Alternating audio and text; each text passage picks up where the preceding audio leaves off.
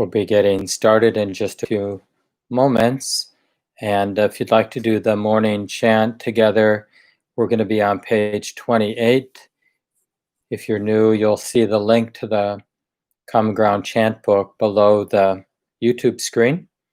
And just go to page 28. These are the Buddha's words on loving kindness, often called the Metta Sutta, metta being the word for loving kindness or that basic goodness of the heart.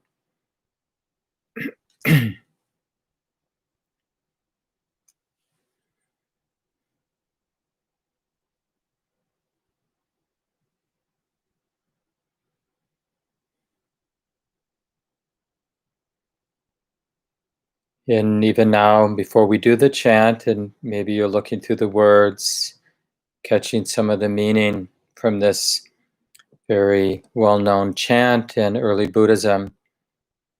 And it's the Buddha's teaching on abiding, resting in loving kindness as a kind of protection for the mind, purifying or removing from our heart all those deeper tendencies to greed, fear and aversion, distraction and delusion. So in this way, for so many practitioners in different moments of our practice, we use this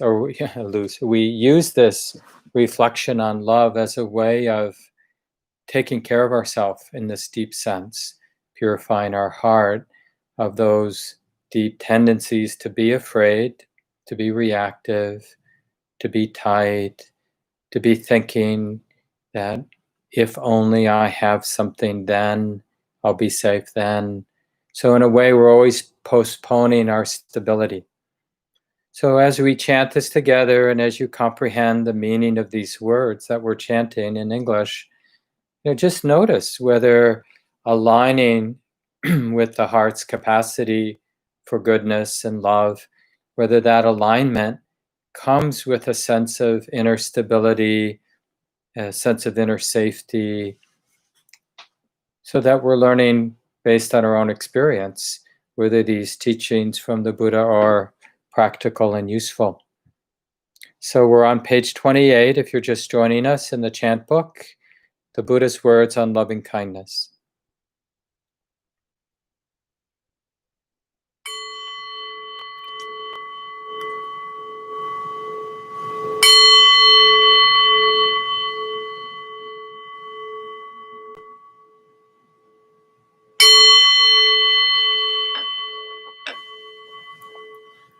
Now let us chant the Buddha's words on loving kindness.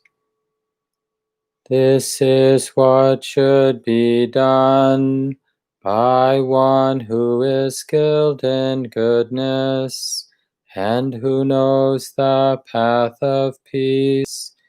Let them be able and upright, straightforward and gentle in speech, humble and not conceited, contented and easily satisfied, unburdened with duties, and frugal in their ways, peaceful and calm, and wise and skillful, not proud and demanding in nature. Let them not do the slightest thing that the wise would later reprove. Wishing in gladness and in safety, may all beings be at ease, whatever living beings there may be, whether they are weak or strong, omitting none, the great or the mighty, medium, short, or small, the seen and the unseen, those living near and far away, those born and to be born, May all beings be at ease. Let none deceive another or despise any being in any state. Let none through anger or ill will wish harm upon another, even as a mother protects with her life her child, her only child. So with a boundless heart should one cherish all living beings, radiating kindness over the entire world, spreading upwards to the skies and downwards to the depths, outwards and unbounded, freed from hatred and ill will, whether standing or walking, seated or lying down, free from drowsiness. One should sustain this recollection. This is said to be the sublime abiding, by not holding to fixed views, the pure-hearted one, having clarity of vision, being freed from all sense desires, is not born again into this world.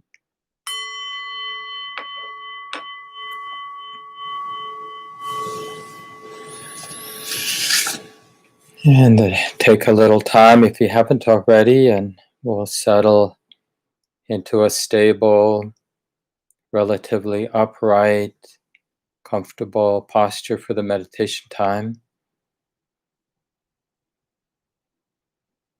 And we're cultivating a sense that we belong here, and that in a funny way we have rights to relax now. Doesn't mean we can do it fully,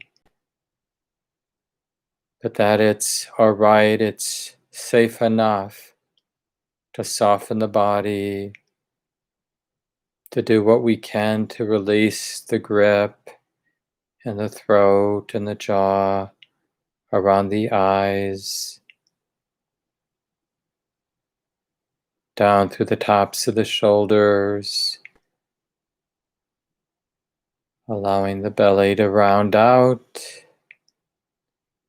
allowing the hands to soften, releasing even the most subtle holding of tension,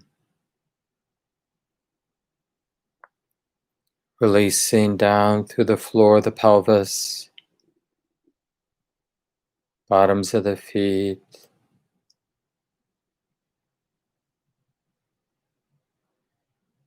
and finding ourselves here and now quite naturally, uncontrived. We're not doing anything to make this true, but finding ourselves in this space, in this field of awareness. The heart is already sensitive and aware, unavoidably, can't be stopped. But now we're noticing that there is this space, this field of awareness now. The mind, the heart is knowing. It's as simple as that. And now the mind, the heart is also reflectively aware that there's knowing. Curious about the knowing that's here and now, what the mind is knowing, what the body is feeling.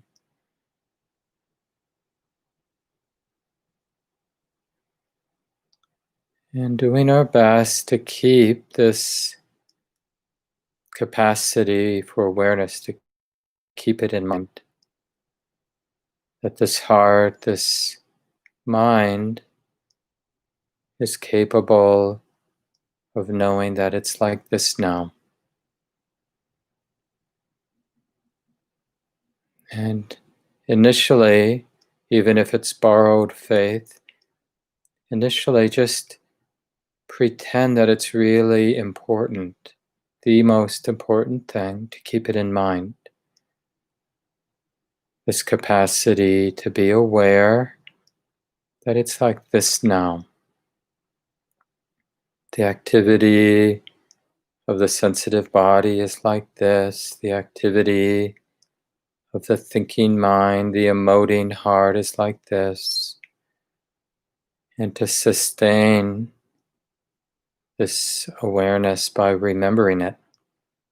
It's not so much that we have to do this mindful awareness, as much as it is that we're remembering this capacity that's already here to be mindfully aware, reflectively aware. It's like this.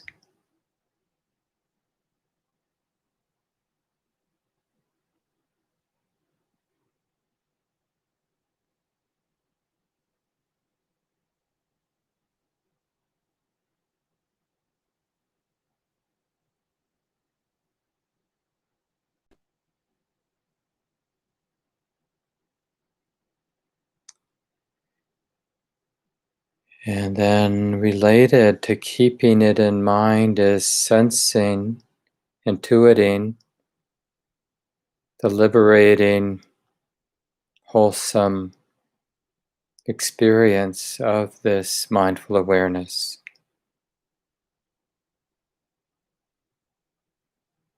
In a simple way, we can say, as long as wisdom is interested, keeping in mind this present moment awareness, then it is immune from so many stressful entanglements.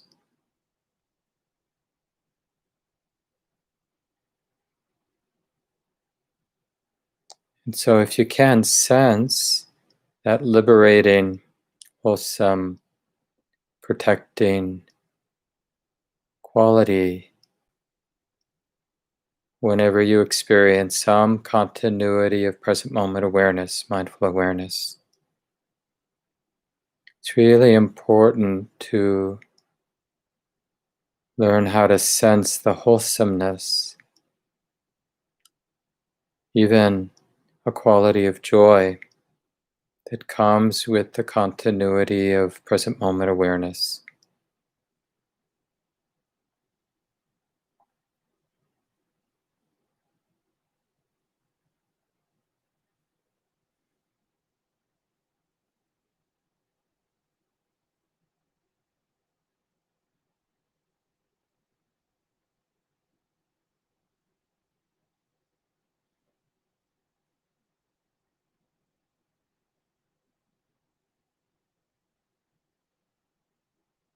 So far, just two tasks: recognizing this natural capacity of the heart, of the mind to be aware in this reflective sense, aware that this moment is being known, being felt. And the second task is to sense or intuit the wholesomeness, the liberating quality of this present moment awareness.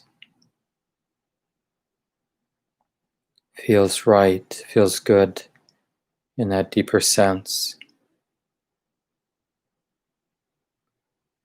as the quality of healing.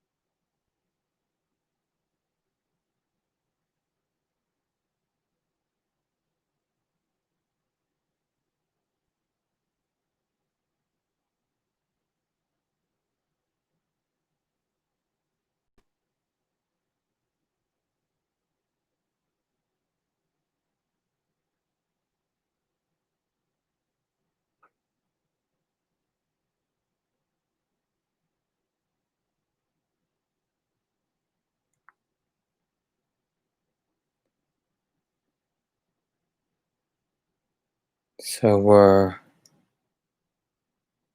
noticing this capacity to be aware, noticing that our subjective experience is that it's wholesome, it feels good, it feels healing.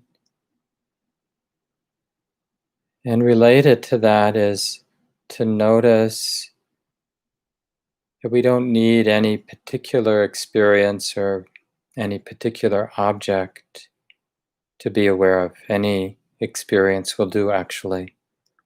Even if all hell is breaking loose, or disturbing memories, or painful sensations in the body,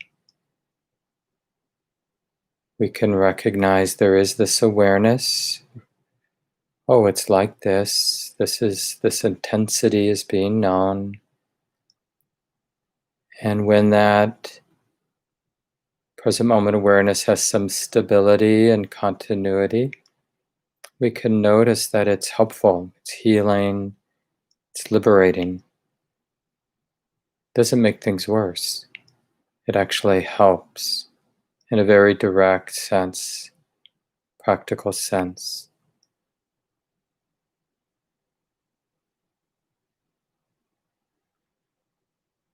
And it's seeing the wholesomeness of mindful awareness that actually builds the momentum, deepens the habit of being mindful.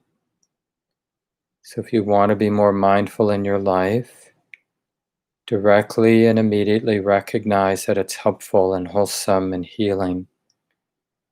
Not from this intellectual place that you know, but you're directly experiencing how it is supporting release and healing and an inner peace and inner lightness.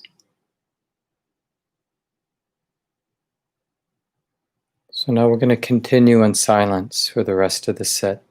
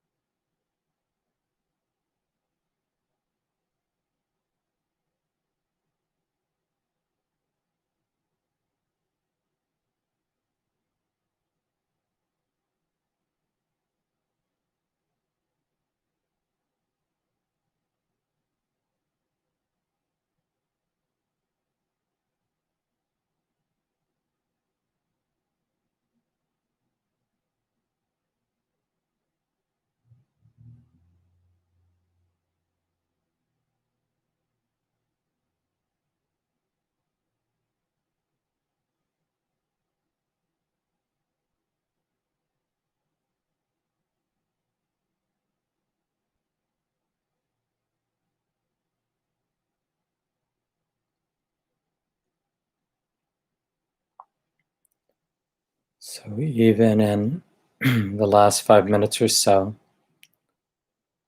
you can do many of these simple experiments where the mind is lost in thought, and then wisdom arises and recognizes that the mind has been lost in thought.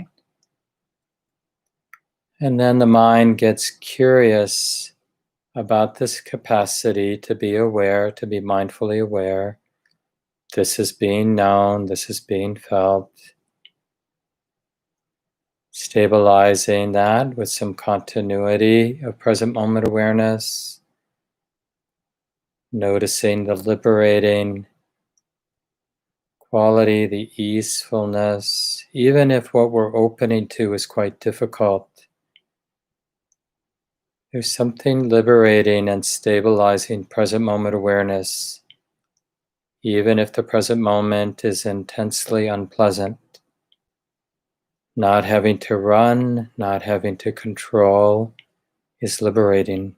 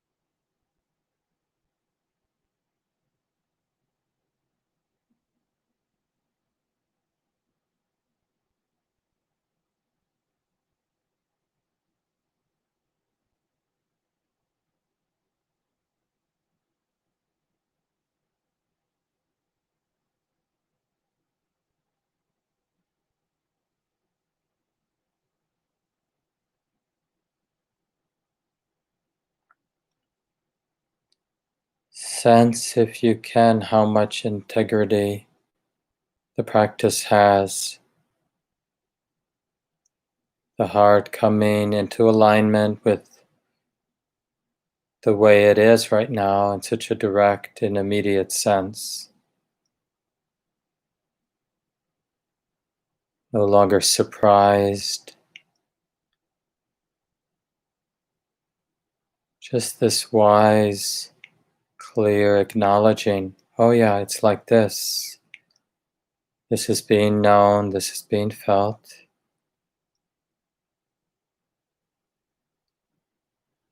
Curious, whatever the mind might be in the habit of missing and wanting to connect and know that too. What else is here? What else is being felt here and now that can be acknowledged with wisdom and kindness?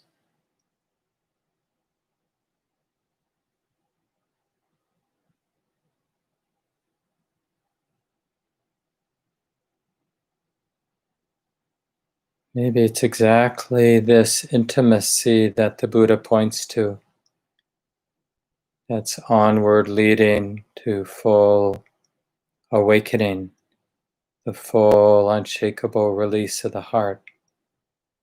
Just this cultivating stable and intimate presence. This is being known, this is being felt. This is how it is now.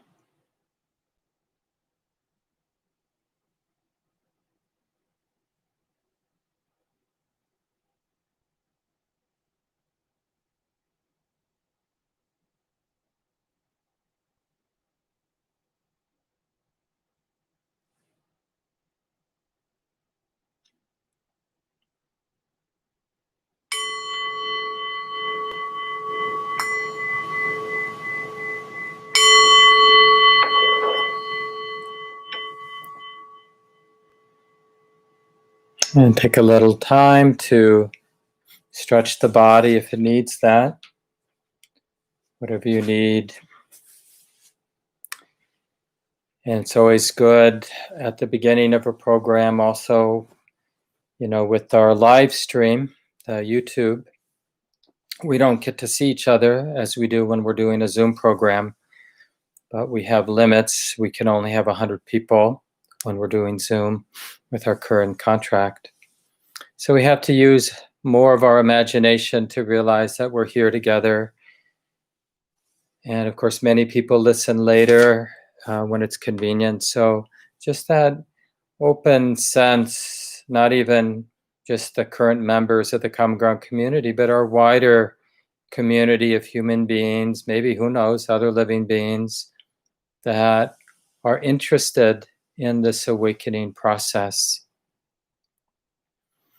And last week, if you weren't, or not last week, I want to thank Shelley Graff for teaching last week. I was leading an online retreat for the Southern Dharma community out of North Carolina.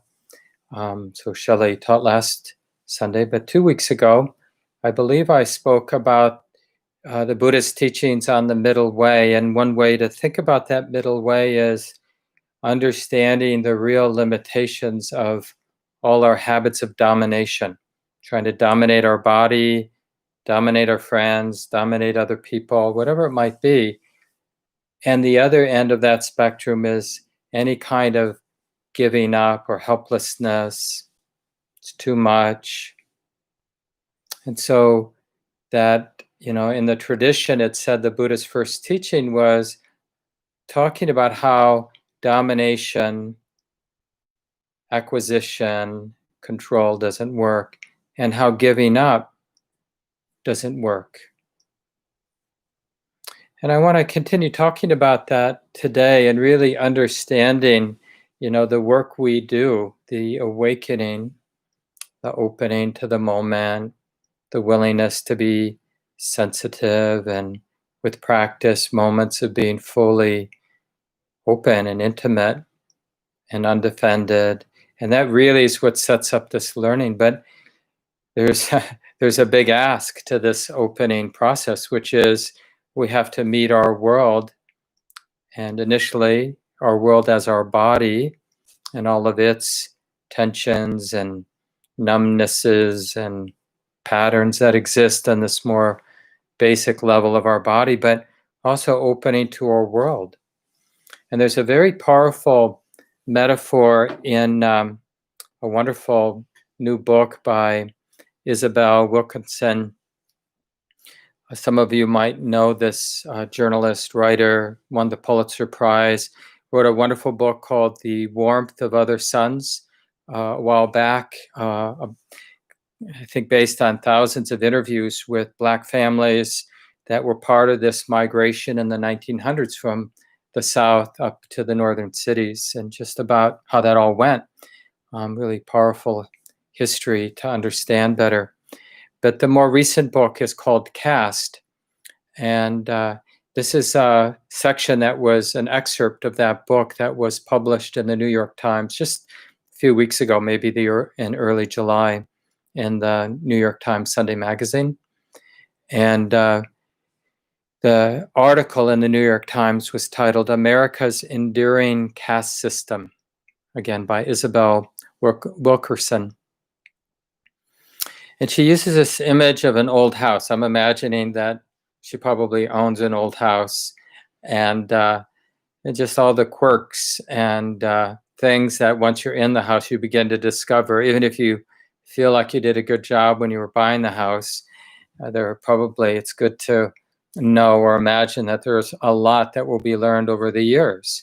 And so I want to read a little bit of this because I think it helps us understand our predicament, like how easy it is for us to go toward patterns of domination and control, and I'll get my act together, I'll get this house together, I'll get this world together, I'll impose some meaning that will give me a semblance of control, or I'm going to give up. It's too complex, it's too unpleasant, it's too difficult. And Seems to make a lot of sense just in this example. So here's what she writes. America is an old house. We can never declare our work, the work over. Wind, flood, drought, and human upheavals batter a structure that is already fighting whatever flaws were left unattended in the original foundation. When you live in an old house, you may not want to go into the basement after a storm to see what the rains have wrought. Choose not to look, however, at your own peril. The owner of an old house knows that whatever you are ignoring will never go away. Whatever is lurking will fester, whether you choose to look or not. Ignorance is no protection from the consequences of inaction. Whatever you are wishing away will gnaw at you until you gather the courage to face what you would rather not see. We in this country are like homeowners who inherited a house on a piece of land that is beautiful on the outside, but whose soil is unstable loam and rock, heaving and contracting over generations, cracks patched, but the deeper ruptures waved away for decades, centuries even. Many people may rightly say, I had nothing to do with how this all started. I have nothing to do with the sins of the past. My ancestors never attacked indigenous people, never owned slaves. And yes, not one of us was here when this house was built. Our immediate ancestors may have had nothing to do with it, but here we are, the current occupants of a property with stress cracks and bowed walls and fissures in the foundation. We are the heirs to whatever is right or wrong with it. We did not erect the uneven pillars or joists, but they are ours to deal with now. Any further deterioration is, in fact, on our hands. Unaddressed, the ruptures and diagonal cracks will not fix themselves, the toxins will not go away, but rather will spread, leach, and mutate as they already have. When people live in an old house, they come to adjust to the idiosyncrasies and outright dangers skulking in the old structures. They put buckets under wet ceiling, prop up groaning floors, learn to step over the rotting wood treads in the staircase. And this is the part that I think is very powerful, especially powerful. She writes, the awkward becomes acceptable, and the unacceptable becomes merely inconvenient. Live with it long enough, and the unthinkable becomes normal. Exposed over the generations, we learn to believe that the incomprehensible is the way that life is supposed to be.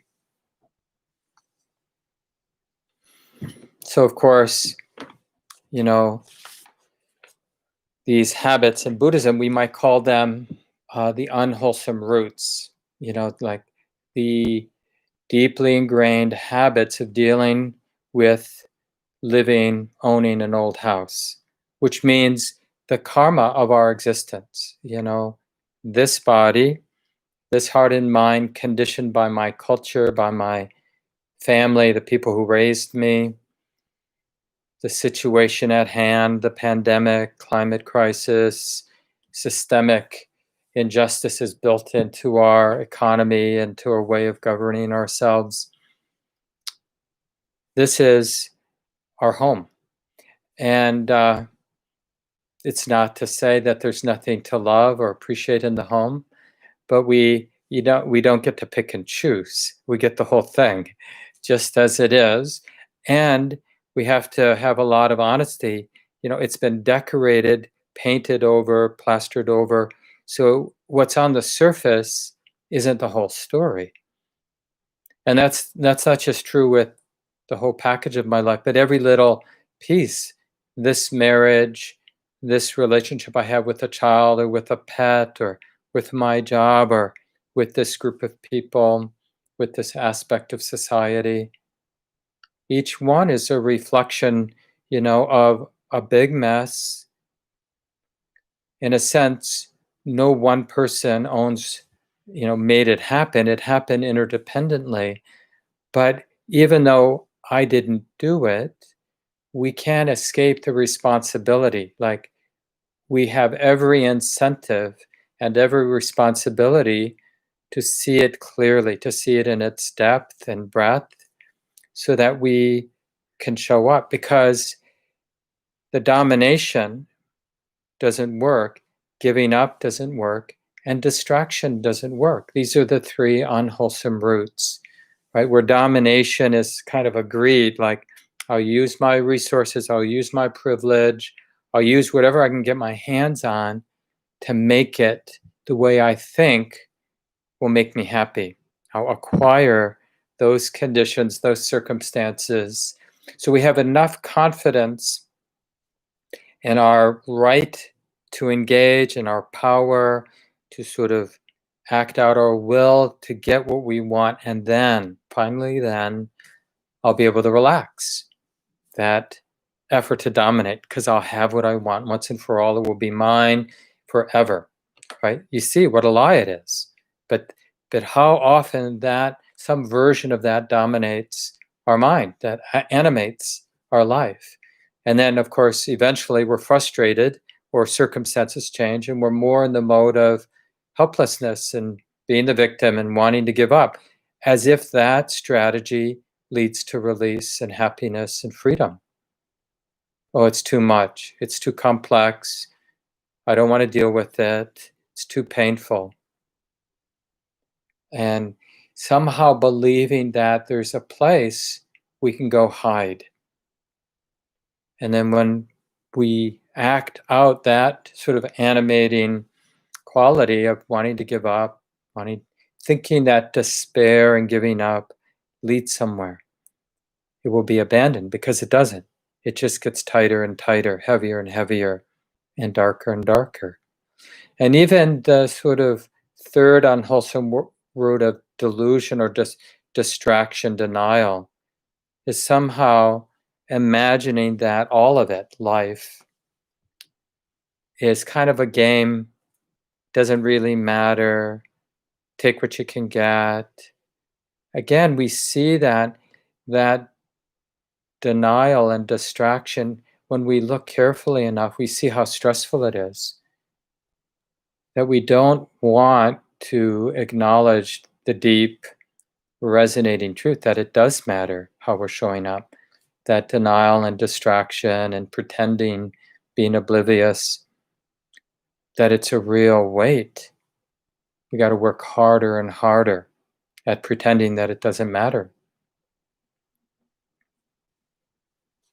So this is the working ground. So whatever pointing out instructions, spiritual teachings we have received in our lives, we might think, as we often do, that I need a good, nice place to do my spiritual practice, and we have these ideas, these stereotypic ideas of the perfect Buddhist retreat center, the perfect cabin when no one will bother us, or the perfect home and career and family, and then I'll become a spiritual being. But this other way of understanding our work, where we acknowledge the old house that we've inherited, this is our karma. One thing is for sure, we were born into this body, into this kind of conditioning received down through our culture and conditioning of our families of origin and all those other conditioning forces. This is how it is. So whatever freedom, whatever spiritual release is possible, if it's really worth anything, it would have to be relevant with these conditions that I'm finding myself in. Otherwise, it's kind of a idealistic, imagining. Like often conceptions of heaven or conceptions of salvation have this sort of far off place. Can't really understand them directly in our experience. So again, just to review, as we just sense out our lives, we we need, as a living being, we need an animating force. We need energy and some amount of confidence, some amount of inspiration just to live our life. And the ways we've been conditioned is to use greed and domination and to use fear and hate and other kinds of depressing forces like distraction and denial, numbness, to get by, to sort of help us do the next thing, live through into the next moment. And of course, it's those so-called unwholesome roots, as we call them in the Buddhist tradition, of greed, hatred, and delusion, these kind of go-to animating forces for us so much of the time. They don't work, but it's what we know, what the mind knows. And this mind is this natural process that's really driven onward by habit, right? So we tend to do what we've done before, even if it's not working, keep doing the same thing. So something has to break that cycle. And that's, running into some pointing out instructions. Somebody says something out of the box. Hey, you know what? Greed, hatred, and delusion as trustworthy forces in my heart don't lead to greater well-being for myself or for others. They're destructive, they're unhelpful. So what are the alternatives? And so we get interested, right? We listen. And this is the first part of wisdom, like, are we willing to acknowledge the limitations of greed, hatred, and delusion? So that we just, even if we don't have a clue, at least we become somewhat of a student who's able to listen. Well, what would non-greed, non-hatred, and non-delusion, or whatever is not that, what might I be able to rely on as an animating, something to get me up in the morning, something to help me keep showing up to what needs to be done in my life, right? What might that actually feel and look like in the ordinary reality of my moment? When I do, like in now, keep giving this talk, what does my heart rely on or draw upon? So the basic way the Buddha talked about wisdom is, first we have to bump into something that is out of the box, and we have to trust whatever we're reading or hearing enough to do the second part of wisdom, which is to think about the new information we've gotten. To think about it like we might use the word contemplate or reflect upon,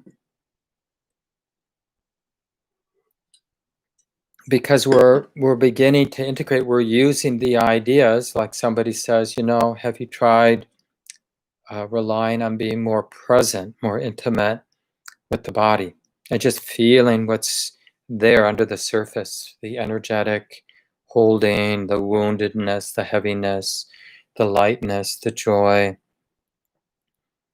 right? And that kind of intrigues us just intellectually. And so then we start to think about it. We take a walk, or we sit down, sitting outside on a bench somewhere.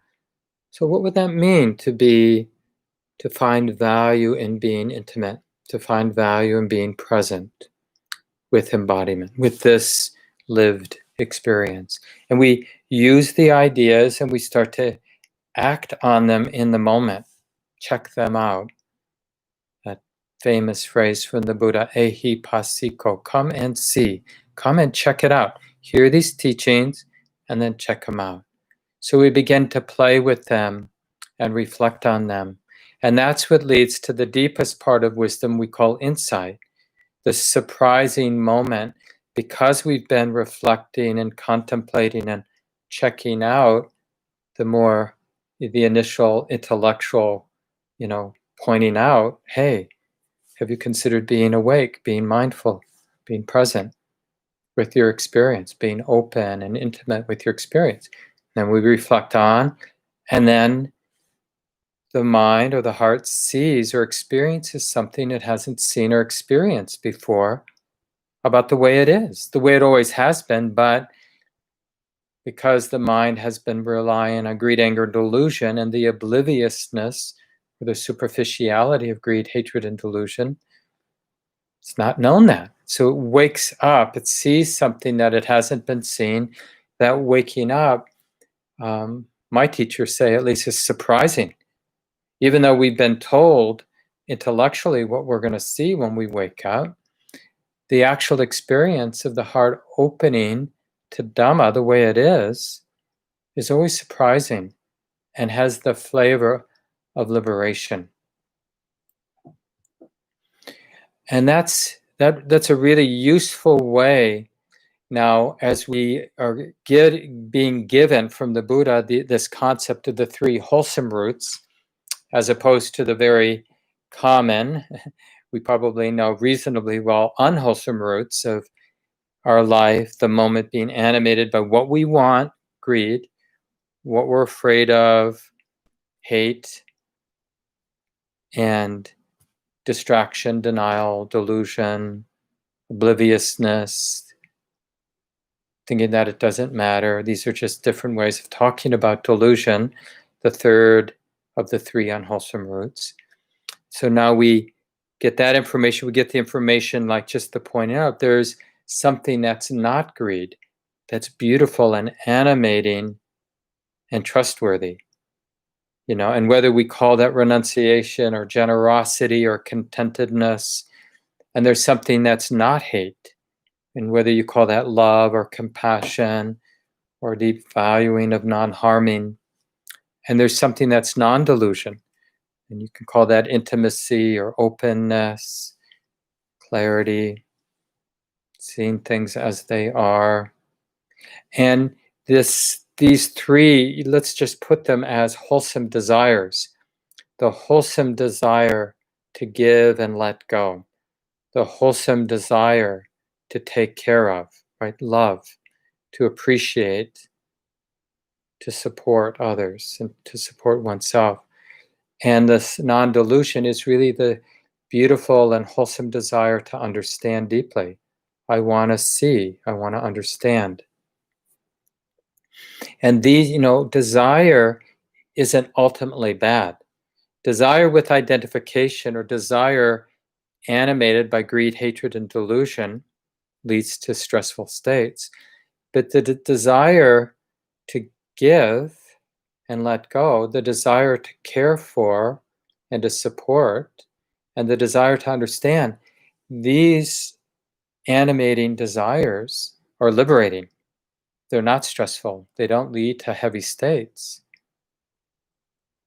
And then, going back to this image from Isabel Wilkinson about the old house. Now, of course, she was mostly talking about caste and racism and just the social order, how that's structured, a lot around race, but also around gender, sexual orientation, class, education, even body size, abilities, physical abilities.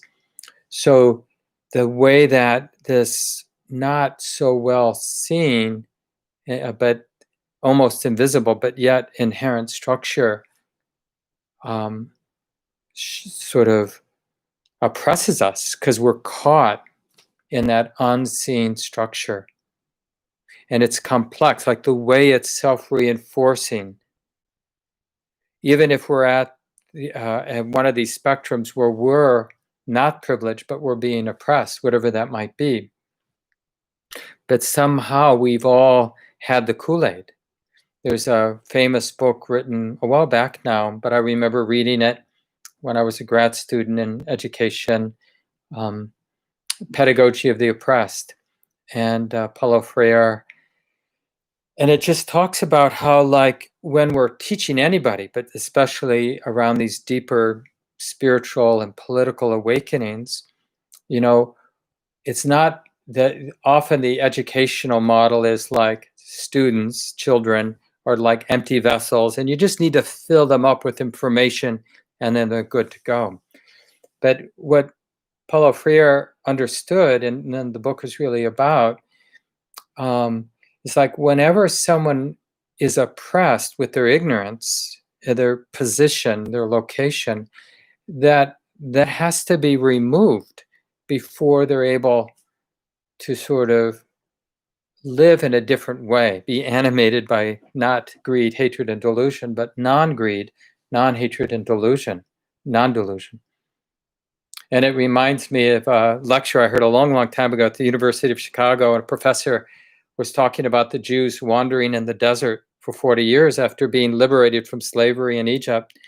And he was just speculating, of course, from a political theory point of view, like, why did they wander in the desert for 40 years? And I just thought he had this brilliant suggestion. Of course, it's not something that can be proved, but, or whether it's even, historically true. But the idea that all of those people who left Egypt had been enslaved in Egypt for generations. And so that was their conditioning. That's how greed, hatred, delusion worked through them, just like the oppressors, the enslavers in Egypt, they were also caught in that same system of ignorance, greed, hatred, and delusion from a different location, clearly.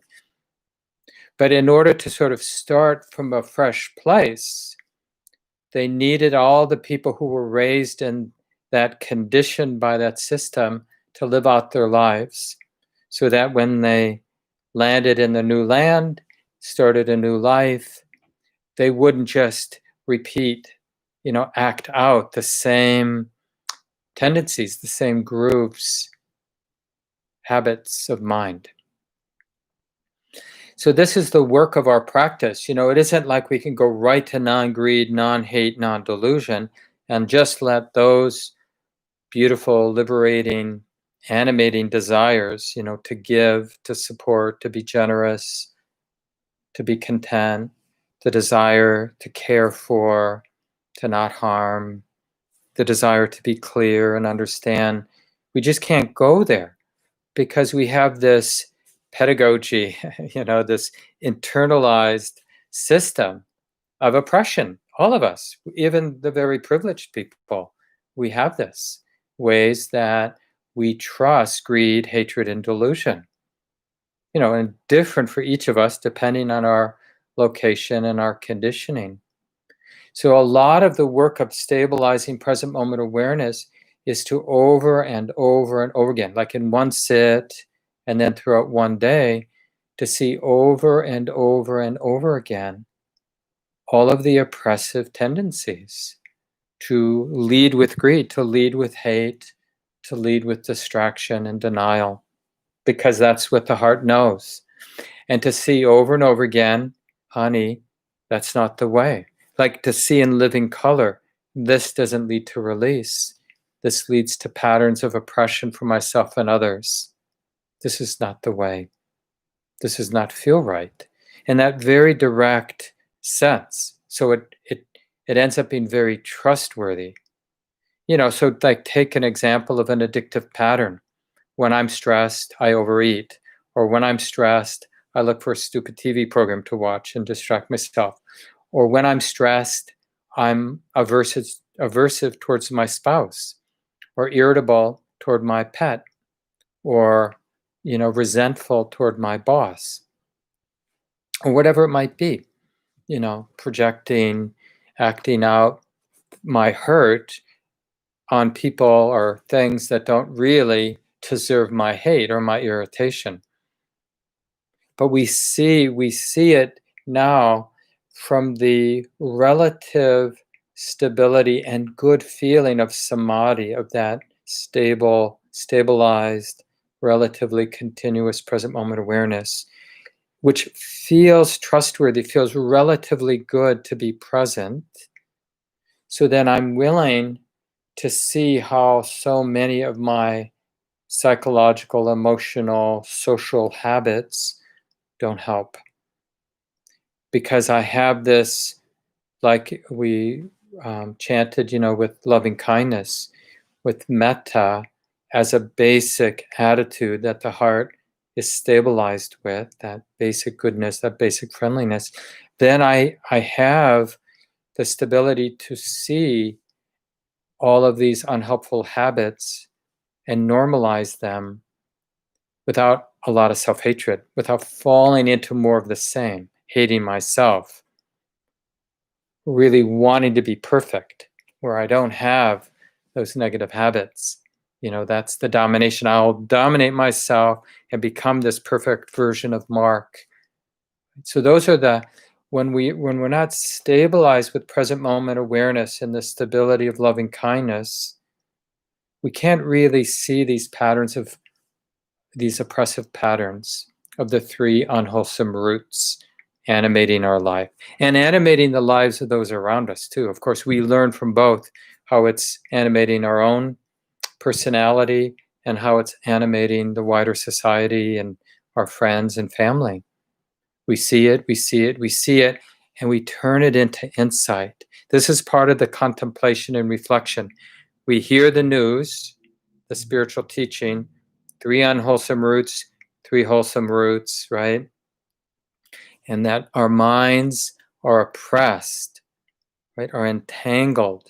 We've drunk the Kool-Aid of greed, hatred, and delusion.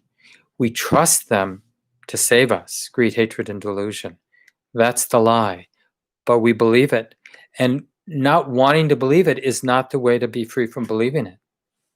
We have to really see the lie over and over and over. See that it doesn't lead to my well-being or anybody's well-being. And that really opens us to seeing more and more how well non-greed, non-hatred, non-delusion take care of our well-being and the well-being of others. So part of what we're doing is we're unhooking from the oppressive patterns that have been established in our heart. There they are. This is that old house. We may not want to have the life, want to have the conditioning we have, want to have the world we have, but this is the world we have. This is our working ground. So there's no salvation, no freedom, no liberation without owning our karmic predicament of this old house. And we could get by, some of us, maybe some of us more privileged of us who have health, good looking, whatever it might be, white in this culture, but whatever privileges we might have, it might be like that's new, relatively new plaster, relatively new paint job, but it doesn't really acknowledge how old the house is and what the house has been built on for so many years. And all of those underlying patterns will ultimately have their say. There's no escaping. There's only coming into it and seeing the house was built on greed, hatred, and delusion. And we have to see that those animating forces, as much as they look like they make sense in a moment, don't actually help. And we don't know how many times we have to see it. We just keep seeing it, Let the habit of being greedy, the habit of being hateful, hating ourselves, hating others, throwing something, someone out of our heart, including ourselves, right? That's what hatred is. Delusion, thinking that not noticing, not paying attention is somehow a lasting strategy. We have to wear out those habits by seeing what they actually deliver. They don't deliver happiness. They deliver more stress for ourselves and for everybody else. I don't know if anybody caught, but Krista Tippett was interviewing Jane Goodall this week on the program, the National Public Radio program on being. And I'm guessing most of you know Jane Goodall is this famous primatologist, just a famous scientist who studied chimpanzees mostly, and Africa, and more recently, the last 30 years or so, has been a very powerful activist, both in terms of the environment and just understanding the predicament that humanity and all species are in on the planet, and just a really wise person. And she talks about how she sees love as the most enlivening, energizing emotion that we humans have. Like, here we are, and it's not like we have. It's not even that the old house is all kind of freshly painted. It's like actively falling apart when we're honest and we look around. And there's things that have not been addressed, and we're in a real crisis with this house. And she talks about, like, if you really want something, like the wholesome desire to live in harmony, to live in a way that's enlivening for ourselves and for everyone, which seems like a setup. When we're on a planet where life eats life, it can seem a little idealistic to say, I want to live in a way that's good for my well-being and every being's well-being. But even though we don't know what that looks like when we have a house like this, a planet like this, it feels right to care about everything, even when we do, need to eat plants at least, if not other creatures, and that there is this power dynamic that's always playing itself out because we're sharing space with each other. And she says, if you really want something like this deeper harmony, harmonizing, if you work really hard, take advantage of opportunities, and never give up, you'll find a way. And I think it's really about this shift in motivation. Here's another quote from Jane Goodall. Only if we understand can we care. Only if we care will we help. Only if we help, we shall be saved. So it's not so much like finding the clever solution about how to resolve the climate crisis, or how to resolve racism in the United States, or how to resolve the economic injustices. It's more about the leaning in, like it kind of realizing there is an old house, it's falling apart, it's my life, it's my world, and that being saved, as Jane Goodall is talking about, it really arises from this commitment, this wholehearted commitment to our karma, which is initially, first and foremost, this body right now, this embodied experience, what the feeling, the qualities that are here in the body, in the heart, in the mind, and then in concentric circles out, owning it all. Because here we are, right in the middle of this world, this old house. And that it's like the wholesome desire to want to understand, that's the non-delusion. And the wholesome desire to care, that's the non-hate. And the wholesome desire to help, that generosity to give. And it's these wholesome roots that it's not the best way maybe to say it, but it's the wholesome roots that are our salvation, not where they lead, not where non-greed, non-hate, non-delusion lead, but it's the wholesome roots themselves, the sort of trusting and aligning and harmonizing with non-greed, generosity, non-hate, love, non-delusion, this intimacy. This turns out to be freedom, liberating. And it doesn't mean this old house, we have to imagine it's not this old house that's crumbling, that has some serious problems that need addressing. So the liberation doesn't depend on the work being done. It depends on a full and complete and wise ownership or application of our heart to the work at hand. That's what's liberating. It's not about utopia, it's about showing up.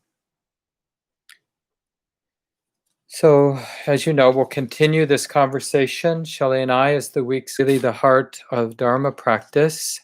I enjoy reading that excerpt from the new popular, I think it's one of the bestsellers now, called Caste by Isabel Wilkinson. And I think it was July 1st. It was in the New York Times, if you want to track that down.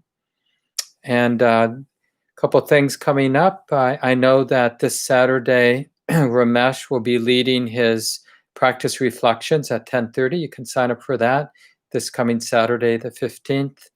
The following Saturday, I'll be leading a day-long retreat, 9:30 to 4, I think it is, Saturday the 22nd. You can sign up for that. Shelley Graff and I are leading the 5-day non-residential retreat. There's still some space in that. That's Wednesday, I think it's the 2nd of September, and it ends at noon on Labor Day, Monday the 7th. So Wednesday evening until Labor Day at noon. Still some spaces for that. And a number of us, Omkar, Malik, Lewis, Rob, Gabe, and I, have been leading these masculinity conversations for people who identify as male or masculine.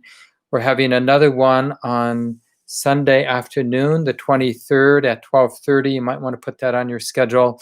This time we're asking people to sign up for it so we know how many people will be joining us. Of course, we'll be online for that, and many, many other programs, including open sitting times for the community, chances for people to connect.